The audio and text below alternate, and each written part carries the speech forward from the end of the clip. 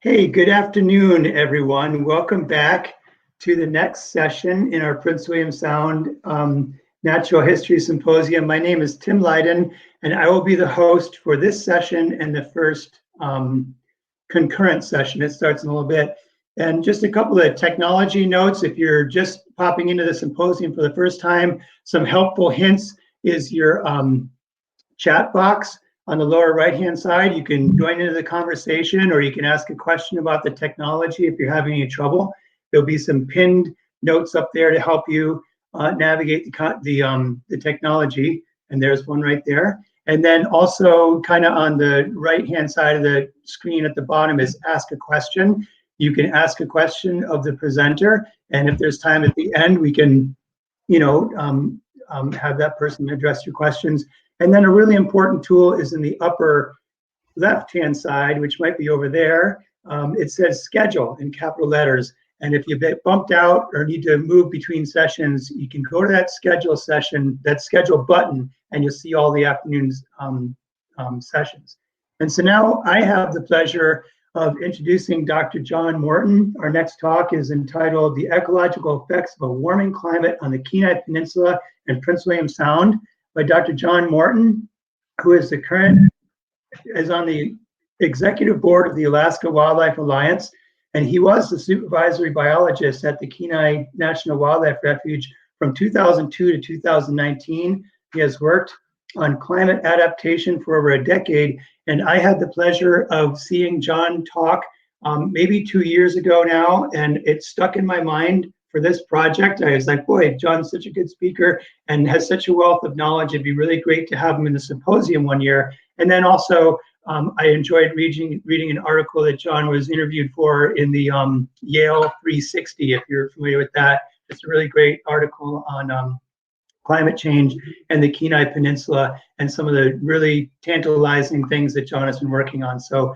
I'm going to turn it over to John. Thanks for joining us today. Thanks, Tim. I appreciate that. I guess I'm ready to share, so I'm going to jump right to it, okay? Yep. Sounds good.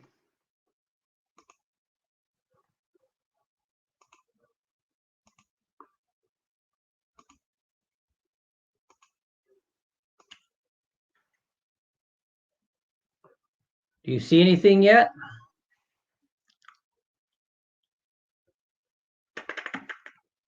Not yet, John. No, my share button hasn't become active. I've clicked on the application window, but it's not. Let me back up to the entire screen. No. Getting something. Should I be patient?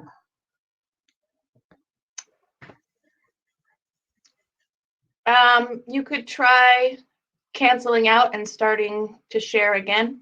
All right, let's try that again. I'll go share screen. Application window. There we go. Are we good? Yes. Yep. Okay, super. Well, Tim, thanks for that introduction.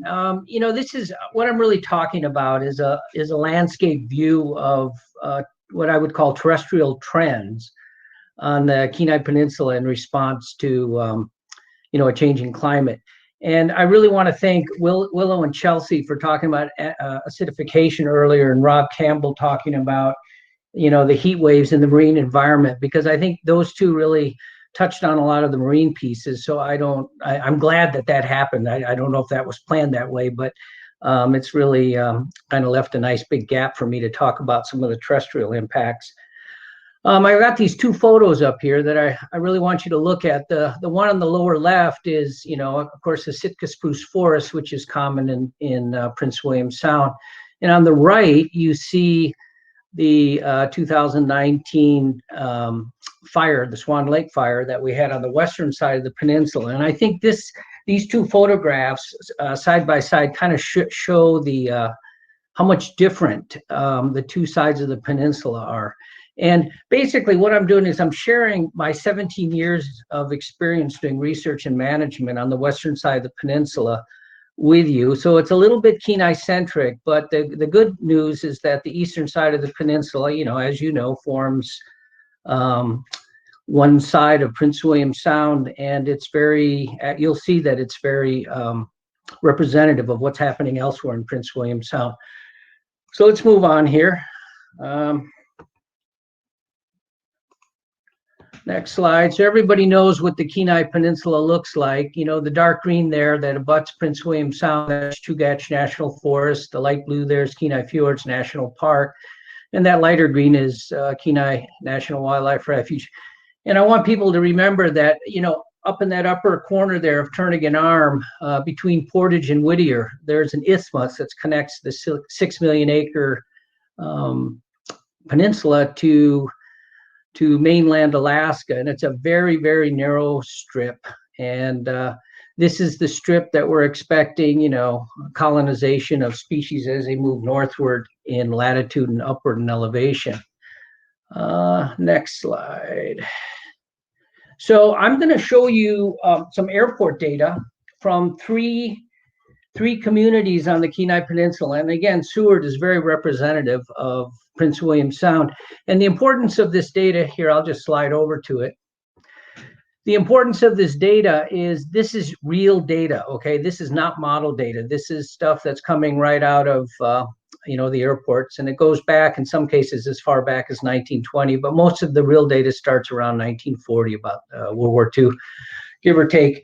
And if you look on the left, in the upper graph, you see the mean July temperature for the past several decades. And on the lower graph, you see annual precipitation. Seward is in green, Kenai's in red, Homer's in blue.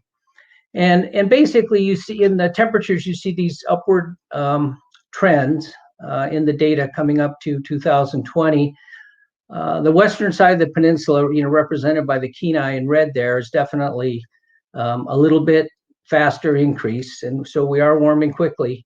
Down below, when you look at precipitation, it's not so, you know, there's not a conspicuous trend there. There's a lot of noise in the data, but the really important piece here I want you to realize is we're talking about vastly different precipitation regimes. That green line, which represents Seward, is running around 70 inches per year, which is consistent with a coastal rainforest. And down below on the western side of the peninsula, both Homer and Kenai, even though Homer's a little bit wetter, we're basically running around 20 inches of rain. So there's a 50-inch per rain difference between the two sides of the peninsula. And of course, that translates, in this case, into very different biomes. So this is sort of the classic biome map of Alaska. In the red up on top, you see Arctic, you see the green is the boreal forest. But when you get to the Kenai Peninsula, and there's a very conspicuous line that runs down the Kenai Mountains. So the western side of the peninsula is what we call a boreal transition biome, meaning that it's influenced by the marine environment. And then you have on the other side of the peninsula, on the Prince William side, you have this represented in yellow there. You've got the North Pacific Maritime, which is basically the rainforest that runs all the way down to Northern California.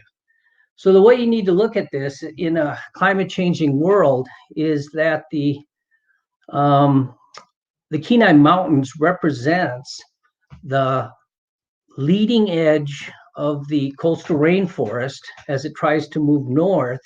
It's also the western and southern following edge of the boreal forest for Alaska. So to give you a sense of how this is going to move on the big landscape, I'm going to show you some data that is climate envelope models for the biomes. And there's this picture here shows some people who initially started this group. Myself, I don't know if any of you folks know him, Falk Hutman from UAF, Tom Paraguay from ADF and G, Nancy Fresco from the SNAP program at UAF, the Scenarios Network for Alaska Planning, and that's Karen Murphy with the U.S. Fish and Wildlife Service. But we did a project many, many years ago, in 2010. It was published, Connecting Alaska Landscapes into the Future. And that was some early modeling of biomes using climate envelope models. And what a climate envelope model does is it statistically relates some climate variables with some widget that you're trying to model. In this case, it's a biome. I'm going to show you some land cover data. And so in that case, the widget is the land cover data. And sometimes you can model things, more often than not, you model things like species distributions. And then the idea is that you do this statistical relationship, and then as the climate moves, the assumption is that whatever widget you're modeling is also trying to move as well. The data I'm actually going to show you comes from a follow-up study, this one in the lower right, predicting future potential climate biomes. And this one borrowed from, what it did was it took the Alaska biomes and it interfaced it, interfaced it with the Canadian biomes. And the significance of that is, as you know, we're expecting species to come up from the Canadian side, both from the southern and the eastern side of Canada through the Yukon or the British Columbia to move into Alaska. So the slide you're looking at now is sort of that recast biome map, and it looks very different. And the reason why it looks so different is because that's how much the climate has already started to change. So I'm going to show you 4 steps separated by a few decades in this climate modeling. So this is the current model, 2009. And looking in the circle there, of course, you see the Kenai Peninsula. And it looks like the previous model in the sense that that dark green is the coastal rainforest, and that light blue is called, it's called boreal forest with coastal influence, which again is that transitional boreal forest. So it looks like what it should look like. But here, we're going to walk through this in different time steps. So this is 2009.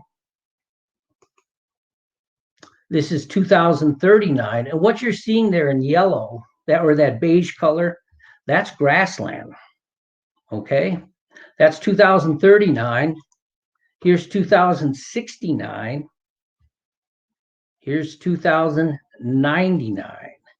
So by the end of this century, this kind of climate envelope modeling says that what the western side of the peninsula wants to become, it doesn't say it's going to become that, but it says what it wants to become, because the climate has changed that much, or it's forecasted to change that much, is it wants to become a grassland similar to what's in Saskatchewan.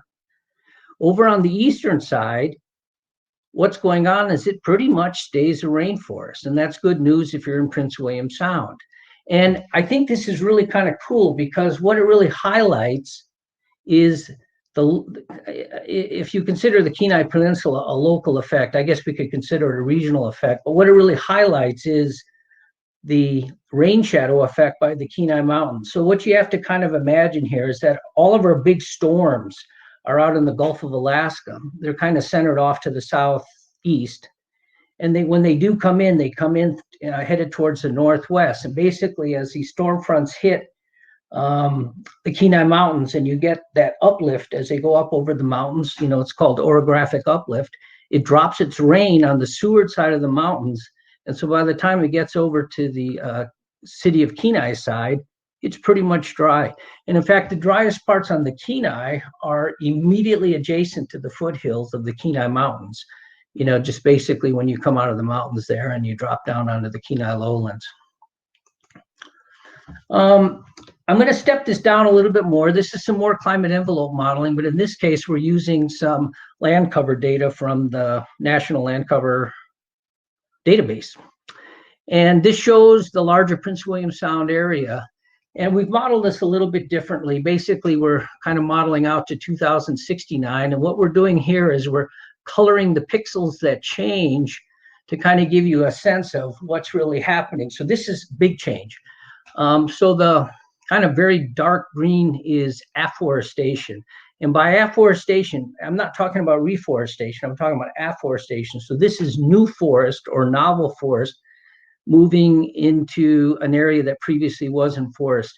And a lot of this is either going to be coastal shoreline that was not previously forested, or as you get into the middle of the Kenai Mountains and elsewhere, that's alpine tundra. So it's moving into alpine tundra. The orange, which you see mostly on the yellow side, on the left side, or I'm sorry, the western side of the Kenai Peninsula, that's deforestation. So you have a forest that exists there now. And of course, in the Kenai, we're talking about white and black spruce. That is that we're talking about actual deforestation. And then the light green is a stable forest, and that beige color is a stable non-forest. So from here, I'm going to step down one more time. And now we're getting very focused on the Kenai Peninsula, and this gets very close. Basically, when you do modeling like this, as you step down to a more site-specific, it gets better and better, and it gets a little bit more realistic. And I think this is very realistic. So on the left is kind of our standard land cover map for the Kenai Peninsula. And so the brown there is alpine tundra. You see the Harding ice field. You see the Sargent ice field. You see the green up there is boreal forest. It's conifer forest, white spruce. The yellow is deciduous forest, and that purple is shrub. And the black on the right, which is modeling out a century out, you see black, and the black there is mountain hemlock. And basically, that's the afforestation piece. It's where mountain hemlock is moving and replacing alpine tundra. And then that green, that maritime green on the right is mixed forest. So it'd be your Sitka spruce primarily, moving into expanding in the coastal areas as the Harding ice field recedes. The part I want to show you, though, a couple of slides here that really show that this stuff is already happening. This may look, we're talking about this as model data. This stuff's real. It's happening right now. So that red circle describes an area that in our models, it's centered on the Caribou Hills, is supposed to become a grassland. So here's a photo taken in, I think it was in September of 2015, in that Caribou Hills area. This is a deforestation event on the upper North Fork of Deep Creek. This is looking westward, so you're looking, the mountains in the background are the Alaska Range on the other side of the Cook Inlet. This next slide, it's the same area taken a little bit more recently. And in this slide, we're actually looking eastward, so that the mountains in the far, far distance there, that is the other side of Ketchimack Bay. So we're starting to get close to Prince William Sound. We're talking about a grassland here that's 40,000 acres big, and it's getting bigger. This used to be forested. You can see the trees there. It's a pretty stunning landscape when you see it. And most people don't see it because this is pretty high up, past Oil Well Road, where Oil Road ends. And you really don't get a handle until you get out past that, which most folks haven't. So just to give you another set of slides, I'm going to show you a piece where there's afforestation. So the previous slide was deforestation. This is afforestation in the Turn Lake area. So that's the area that's kind of becoming black on this model. So this is milepost 37 on the Seward Highway. And in this photo, we're at 37. We're looking north towards Turn Lake on the Sterling Highway. The photo up above, I just got it from a guy named Jim Taylor, for any of you who know him, who's a longtime settler here on the Kenai Peninsula. And this photo down below is one I just took, I think, last week. It's that recent. And this is, you can see what's happening here. This photo above, that is the end of tree line back in the 1940s. That's pretty much, you pretty much run the gamut. When you look on the right there, and particularly on the slope that's on the right side that's angling up at about a 45-degree angle, you can see how far the shrubs have gone up and trees have gone up on that slope there. So that's pretty dramatic, a really dramatic photo. And indeed, the western side of the peninsula is very dynamic. I mean, these are some of the big numbers that we use when we talk about the western side of the peninsula. The big one here that's making this place so dry is decreasing the annual available water has decreased 62% since 1968. When we talk about available water, we're not talking about just precipitation. We're also talking about the warming temperatures that contribute to evapotranspiration. So it's more than just the amount of rain that's coming down. It's also how quickly it's transpiring and evaporating. So it's a pretty big deal. The system is definitely drying. In response to that, Our wetlands have dried 6 to 11% in surface area per decade. Of course, the glaciers have receded just as they have on the Prince William Sound side. I think the last estimate I've seen of the Harding ice field, it's 11% surface area reduction since 1950. And then, as I showed you in the previous photos, tree line is rising at the rate of 1 meter per year. Shrub line is rising at the rate of 2.8 meters per year. That is a huge number. The shrubs are just literally jumping up the Kenai Mountains. And of course, we've been the epicenter for the spruce bark beetle outbreak that started back in the late 80s, ran all the way through the 90s. So about a 15-year run, killed 1 million acres on the Kenai Peninsula, 4 million acres in South Central. And that basically shut down at the end of the 90s. And as everybody knows now, it's getting fired up again, about 500,000 acres in the Mat-Su, and about, I think it's around 70 or 140,000 acres on the northern Kenai Peninsula. When we switched to fire regime on the Western Peninsula, the reason why I call it anecdotal is because if you look at these mean fire return intervals for the Western Peninsula, we're talking about decades and centuries, depending on whether we're talking black spruce or white spruce, between in terms of a mean fire return interval for fire. And obviously not that much time has passed, but there's lots of evidence that just screams that we're in a very different place. So that picture up in the top, that is the 2005 Irish Channel fire, and that's just off of Skilac Lake. And what's burning there is mountain hemlock. And mountain hemlock is not supposed to burn, but there it is burning. And since then, in 2015, in the Cooper Landing area, we also had the Stetson Creek fire, and that's another fire that was a lightning-caused fire in mountain hemlock. And lightning itself, or lightning-caused fires in and of itself, have been increasing over the last 20 years on the Western Peninsula. And then the lower picture there is the 2014 Funny River fire, Funny River fire that burned 200,000 acres. And that fire, what's unusual there is that's burning in alpine tundra, which is a big deal because, again, alpine tundra is not supposed to be burning. That was the very tail end of that fire.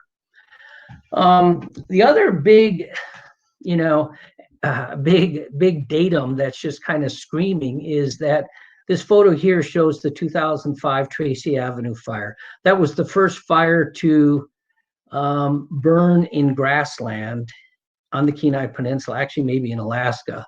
And it was 2005. It was a lightning-caused fire.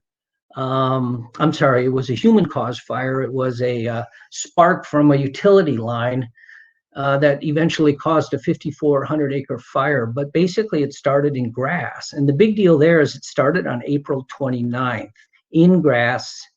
And that's just, again, at that time, that was not supposed to happen. And because of that, the Alaska State Forestry the following year in 2006 changed the start of the official fire season from May 1 to April 1. So they bumped it back a month.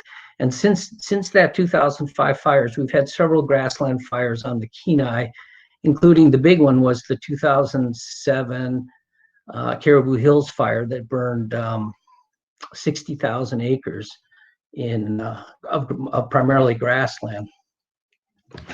The big thing here is this picture here is from last year. And this fire here was very undershadowed. Nobody paid any attention to it because this fire started from lightning on June 5th of 2019, which is also the same day that there were multiple lightning starts, including the start of the Swan Lake fire, which of course everybody paid attention to. But in my opinion, this fire here is a much more, it really represents a strong climate signal because this is a grassland fire occurring in spring that was lightning caused. As far as I know, this is the first lightning caused grassland fire ever on the Kenai Peninsula. When I say ever, I mean, within the last several, hundreds of years. So this was a big deal. And it was a scary fire for state forestry. They jumped on it. They put all kinds of personnel on it because it's, it's a highly flammable situation in spring grass. And there's a lot of cabins up there in the Caribou Hills area. Some other big signals on the Western Peninsula. I love this because it's not very exciting, but on one hand, but it really does scream the climate signal. So what we have happening here is we've got peatlands that we know have been sphagnum peatlands for 8,000 years. And the reason we know it is because of the coring, the carbon-14 and pollen coring that have been done in these peatlands. And they've been there since, basically since the last ice age has pulled back from the Kenai. And they're all sphagnum for thousands of years until about, literally starting about 70 years ago, we start getting our first black spruce encroachment into the upper layer. And much more recently, we're starting to get, in the last 35, 40 years, we've been starting to get things like crowberry and dwarf birch, these lowland shrubs coming into what have been peatlands for thousands of years.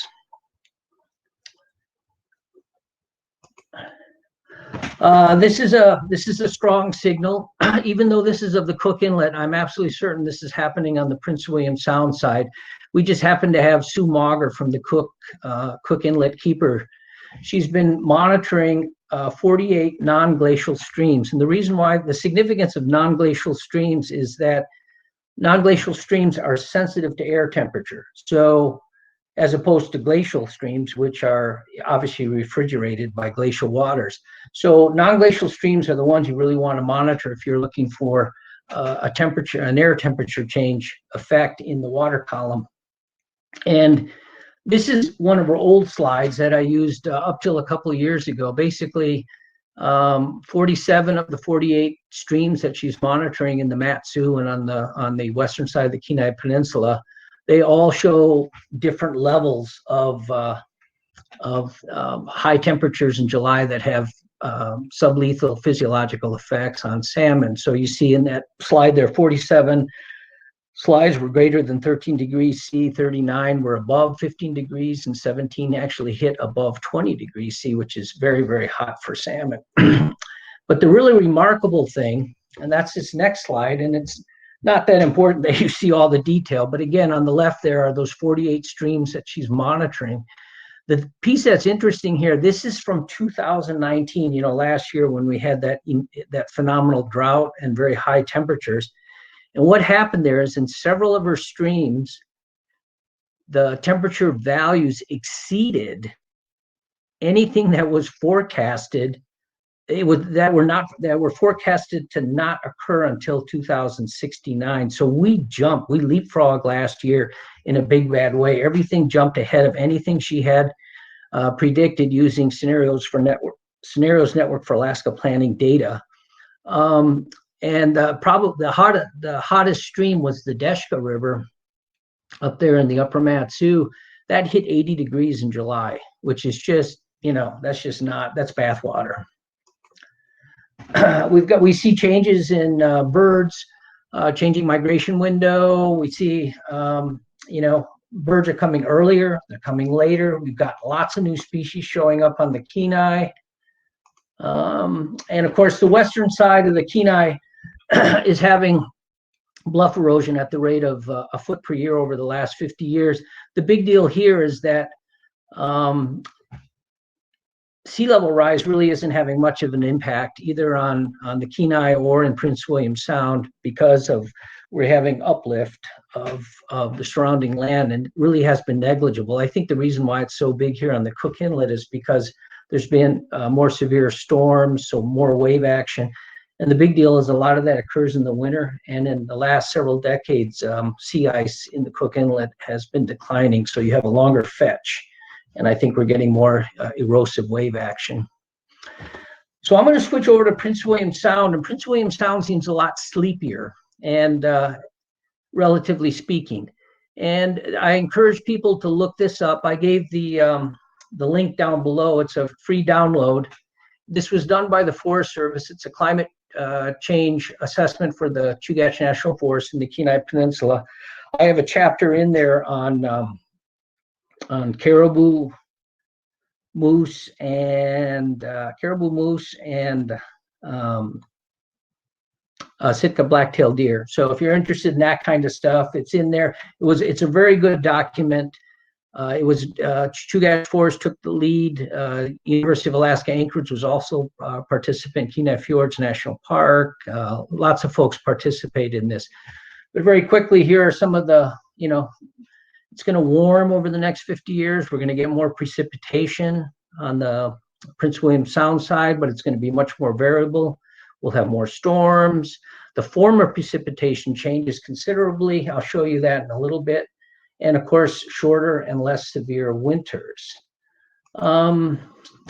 This is some data from the Scenarios Network for Alaska Planning, and it's for Whittier. And again, this is very representative, I think, of the rest of Prince William Sound. And it's pretty amazing. That line, the horizontal line there is 32 degrees. So it's the freezing line. And what you're seeing are bars. Down below, you see month. And on the left side, you see temperature. And basically, wherever that bar, when you're looking at temperature there in the upper graph, the reddish colors, anytime the bars drop, the monthly temperatures are below, that's our definition of winter, where the average monthly temperature is below freezing. And so you see right now, we consider winter to be November, December, January, February, and March, which makes perfect sense. But by 2050, guess what? It's not happening. We don't have winter anymore. This is how quickly this place is changing. And there's big snowpack impacts. Here you see the big deal here is that what's going to happen is, because it's getting warmer and we're going to be above freezing, at lower elevations, we're going to get more rain. This is in the winter. We're going to get more rain, but at higher elevations, we're going to get more snow. So it's kind of weird. It almost seems almost antithetical, but that's the reality. And it's been modeled that we're going to lose anywhere from a half day to a day per year of winter recreation season. So that's the downside if you like your winter recreation. The positive side is maybe that just means there's more, a longer kayaking season. I don't know how you want to look at it. Here's some expected snowpack changes, and they vary from -20% to +10. And basically what's going on there is, again, the green is the positive change. So we're expecting, the blue is positive change. So again, this is pretty much on the Prince William Sound, mostly up in the mountains. You're seeing a positive change in snowpack. Negative change is down near the coast and over on the western side of the Kenai Peninsula. And using that similar data, you can kind of go in, again, looking at 720 watersheds, and less than 9% of the watersheds are, because of that change in snowpack, as well as some glacier melt. It really doesn't represent much of a significant change, where only 9% of watersheds are vulnerable to a hydrologic shift over the next 30 years. So the data I showed you are kind of benign, in my opinion. I mean, the Prince William Sound is clearly changing, but it's going to remain a rainforest. That's the bottom line. I want to show you 3 slides here to kind of close this out of what I consider to be very extreme events. Just to Hey, John, we're at our 5-minute warning, okay? Gotcha. I'm in good shape. So this is this new piece that's coming out of Berry Arm. So in the right there is the Berry Glacier, and on the left is the Cascade Glacier. Up above is Mount Gannett, and then down below on the lower right would be Berry Arm, and the lower left would be Herman Fjord. And basically what happened was, 100 years ago, Cascade Glacier and Berry Glacier were actually connected. They actually came all the way out and they actually connected there. That was in 1910. By 1957, the 2 glaciers had separated. They had pulled far enough back. And then just really in the last few years, starting in about 2009 through 2015, the glacier started to really pull back. And what happened was, as it pulled back, it weakened the toe of the slope that we're looking at.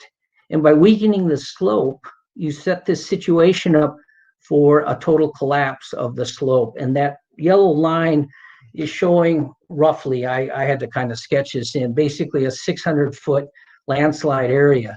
And the concern right now, and this is what you're hearing from the USGS folks, is that this whole slope could give away. And we're talking about 650 million cubic yards of material.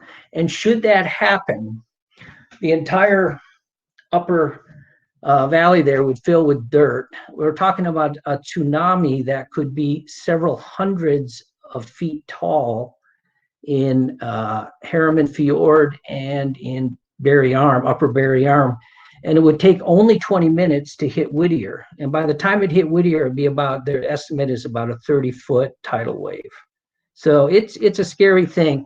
And they're saying it could happen anytime between now and the next 20 years. That's the scary piece. And so you can see there's a connection of this to glacial recession, which is obviously tied to a warming climate. This next slide, very quickly, what you see is we had a drought last year, and it was a big deal, right? And drinking water was short in Nanwalek and Seldovia, and this is in a freaking rainforest. I mean, this should not be happening, but it is. And so again, this is something that we need to start thinking about, that, and this really comes down to this idea that we might get more precipitation, but it will be extreme precipitation in extreme events. And then lastly, this again, coming back to the fire to wrap this up, the Swan Lake fire, this was a big deal. This was it cost $46 million to fight this fire. I don't know if you guys realize how bad it was towards the tail end. When it jumped back over the Sterling Highway, I was still, of course, working for the refuge, so I had privy to a lot of this information. And the last crew that they brought in to manage the fire came up, and there were no models in Alaskan boreal forests that worked. They were actually using chaparral as their model, which is the kind of fire you get down in the, between San Francisco and LA. It's a very, hot Mediterranean climate. And that's the best model that they had to model the behavior of this fire. That's how extreme it was. And of course, this fire leaped over the ridge that goes up into the Resurrection Valley, which in and of itself, the fact that it was burning hot in alpine tundra is something that's pretty amazing. So I am going to stop there and see if there's any questions. Thanks for the opportunity to present. Thank you, John. That was just really sobering and an amazing presentation. Are you still on share screen right now, or have you unshared?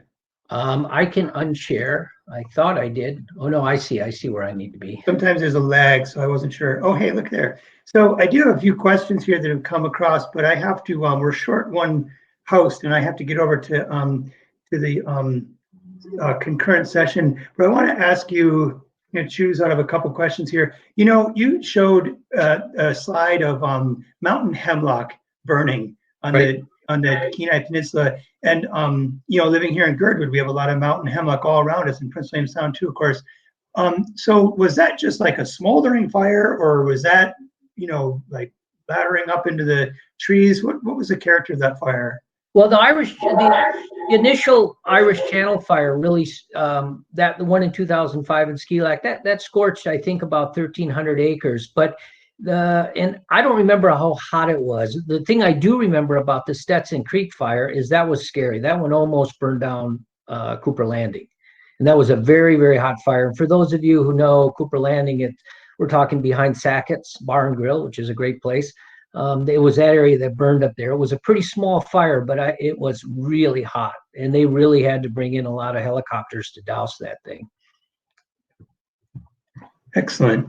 Thanks, John. Unfortunately, that's the only question I have time for, but I can tell from our chat column here and the text that I'm getting that your talk was very much appreciated. So thanks again for your time today. And for everyone else, we're going to shut out this session. And now you have the opportunity to choose up in the session button on the upper left-hand side of your screen. I'm sorry, the schedule button. You'll be able to choose between session A or B, our two concurrent sessions for the next couple hours. Hey, thanks again, John. Thanks, Tim. Appreciate it.